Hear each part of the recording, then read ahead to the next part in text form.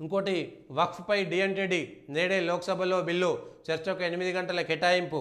అత్యంత క్రూరమైనటువంటి బిల్లు ఇవాళ, అత్యంతమైనటువంటి క్రూరమైనటువంటి బిల్లు. భారతదేశం అనేటువంటి ప్రజలారా ఖచ్చితంగా చరిత్ర తెలుసుకోవాలి. ఏదో నా పని నేను చేసుకుంటున్నా, నేను కూలి పోతున్నా, వ్యవసాయం పోతున్నా, నేను నా పని ఉద్యోగాన్ని పోతున్నా, ఏదో నా పిల్లలు బతికితే చాలు, నాకు 3 పూటల భూమి ఉంటే చాలు అనుకుంటే మనం పప్పులో కాలేసినట్టు. మన దేశం అట్లాంటిది కాదు, మన దేశం అట్లాంటిది కాదు. దయచేసి ఒకసారి ఆలోచన చేయండి. మన చరిత్ర మనకు తెలియకుండా పోతున్నది. మనం మన దేశంలోనే వాళ్ళ ఒక బియ్యం ఇస్తేనే, ఒక లేకపోతే ఏమంటారు దాన్ని, శుభకార్యం చేస్తే, ఒక పెళ్లి చేసుకున్నా లేకపోతే ఒక తద్దినం చేసినా అటేడు తరాలు ఇటేడు తరాలు చూడాలనేటువంటి ఒక గొప్పమైనటువంటి సంస్కృతి కదా మనది. అంటే ఒక 7 తరాల యొక్క చరిత్ర చూస్తాం మనం. ఒక పిల్లనియాలంటే, ఒక పెళ్లి చేయాలంటే అటేడు తరాలు ఇటేడు తరాలని చూస్తాం. అక్బర్ మనం తద్దినం చేసి పిండాలు పెడితే కూడా 7 తరాలకు సంబంధించినటువంటి తాత ముత్తాతలకు సంబంధించిన పేర్లు చెప్పి చేస్తాం. అంటే మన చరిత్ర, మన యొక్క గతం మనం మర్చిపోం ఎప్పుడు కూడా. ఏదో గతించిపోయిందిలే అనేటువంటిది ఉండదు. మన చరిత్ర, గతమైనటువంటి వారసత్వం, మనకు సంబంధించినటువంటి ఇవన్నీ ఉంటాయి. వీటిని మనం పట్టించుకోవడం మానేష్టం. మన వంశము, మన గౌరవం అనేటువంటిది మనం ఎట్లయితే అంటామో, మన దేశము, మన చరిత్ర కూడా అట్లాంటిదే. ఈ దేశం మీద ఎవడు దండయాత్ర చేసిండు, ఏం చేసిండు, ఎట్లా నాశనం చేసిండు, అసలు ఇస్లామిక్ దేశాలలోనే లేనటువంటి వక్ఫ్ భూమి భారతదేశంలో మాత్రమే ఎందుకు వచ్చిందనేటువంటి చూడాలి. భారతదేశంలో వక్ఫ్ భూమి పాకిస్తాన్ భూభాగం ఎంత ఉందో అంతకంటే ఎక్కువ భారతదేశంలో వక్ఫ్ భూములు ఉన్నాయి. అంటే మనం ఎంత డేంజర్లో ఉన్నామో ఒకసారి ఆలోచించండి. ఈ దేశంలో ఏ క్షణంలోనైనా ఒక విస్ఫోటనం జరిగి మేమంతా మళ్ళీ మాకు ఇంత భూమి ఉంది, మా వక్ఫ్ భూమి అంతా ఇంత ఉంటుంది, మేమంతా కలిపి మేము ప్రత్యేక దేశం అయితే మేము ఏం చేయాలనేటువంటి ఒక భవిష్యత్తును ఆలోచించాలన్నా వద్దా? 1947కు ఒక 5 సంవత్సరాలు అటు, ఒక 10 సంవత్సరాలు ఇటు జరిగినటువంటి తప్పిదాల వల్ల ఇప్పటికీ మనం మూల్యం చెల్లిస్తున్నాం ప్రజలారా. ఇవాళ వక్ఫ్ సవరణ పైన ఎవరేమిటి అనేటువంటి విషయాలు పక్కా తెలవాలి. వక్ఫ్ భూములకు, సిఎస్ఏ చర్చలకు దేశంలో అత్యధిక భూములు జాగలు ఉన్నాయి. ఈ దేశంలో హిందూ దేవాలయాలకు ఉన్నాయంటారు కదా, కానీ హిందూ దేవాలయాల కంటే ఎక్కువ భూములు వక్ఫ్ బోర్డుకి, సిఎస్ఏ చర్చకున్నాయి. ప్రజలారా అర్థం చేసుకోండి. దేవాలయాలకు లేవు, దేవాలయాల కంటే ఎక్కువ భూములు ఉన్నాయి. భారతదేశంలో వాళ్ళకి ఎట్లా ఉంటాయి?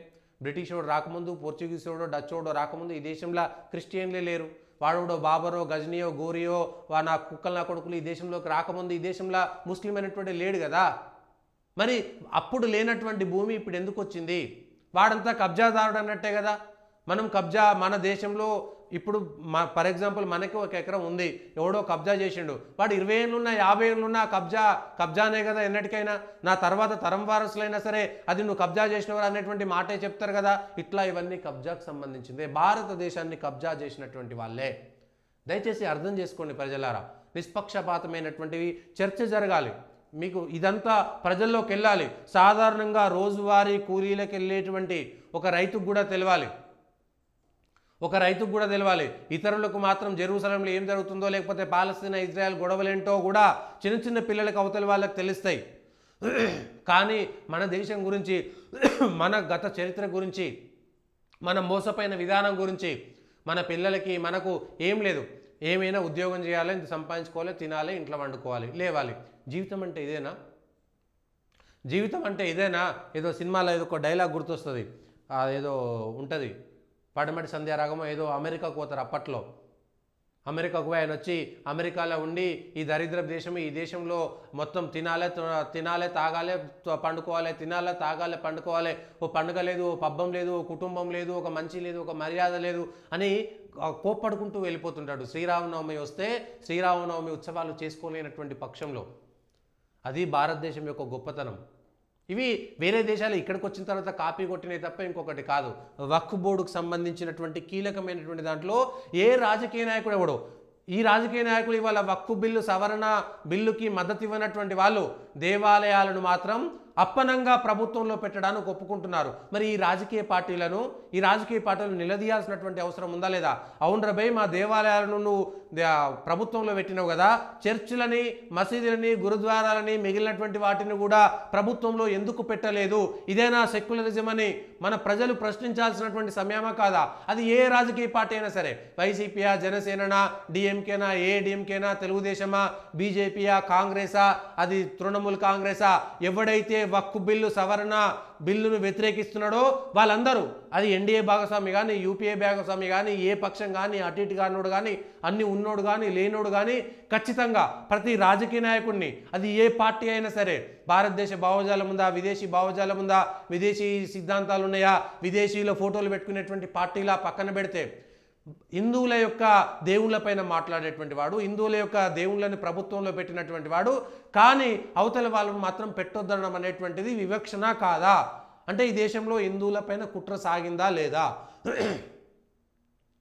ఇది కుట్రనా కాదా? అంటే ఓటు బ్యాంకు రాజకీయాలు, అంటే హిందువులంతా ఓటు బ్యాంకుగా మారితేనే భయపడతారు.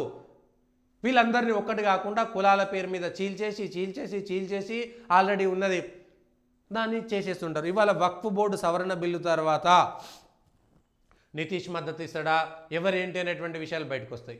జనసేన మద్దతు ఇస్తుందా, టీడీపీ ఇస్తుందా, ఏదా ఎన్డీఏలో ఉన్నటువంటి వాళ్ళు వ్యతిరేకించేటువంటి వాళ్ళు ఎవరు, ప్రతిపక్షంలో ఉన్నటువంటి వాళ్ళు అనుకూలించేటువంటి వాళ్ళు ఎవరు, వ్యక్తిగతంగా బయటకు పోయేటువంటి వాళ్ళు ఎవరు, అన్ని విషయాలు బయటకు వస్తాయి. వ్యక్తిగతంగా రాజకీయ నాయకులు ఏ పార్టీలో ఉన్నా సరే ఆ పార్టీ నాయకులను ప్రజలు నిలదీయాలి. మా హిందూ దేవాలయాలను ప్రభుత్వాల్లో కలిపినప్పుడు నోరెత్తని ఓ రాజకీయ నాయకుడా, ఓ ఎమ్మెల్యే, ఒక ఎంపీ, ఓ పార్టీ నాయకుడా, కానీ అవతలి వాళ్ళని మాత్రం ఎందుకు చేస్తున్నారు అంటే మా పైన ఇంత వివక్ష సాగుతున్నదా అని నిలదీయాల్సినటువంటి అవసరం ఉన్నది. దేశవ్యాప్తంగా ఇవాళ వక్ఫ్ బోర్డుకు వ్యతిరేకంగా అన్ని వాళ్ళ మసీదులలో చర్చలు జరుగుతుంటే, దర్గాలలో, ఈద్గాలలో దానిపైన తీర్మానాలు చేస్తుంటే, ఒక హిందువు దేవాలయానికి పోయి హిందువులకు జరిగేటువంటి అన్యాయం గురించి మాట్లాడలేడు. ఎందుకంటే అది ప్రభుత్వ ఆధీనంలో ఉంటుంది కాబట్టి రాజకీయాలు మాట్లాడొద్దు, హిందువులు ఒకటి, అంటే హిందువులంతా ఒక్కటిగా ఉందామనేటువంటి మాట కూడా హిందూ దేవాలయాల్లో, అంటే ఇంత పెద్ద కుట్ర ఇవన్నీ మనకు తెలియదు.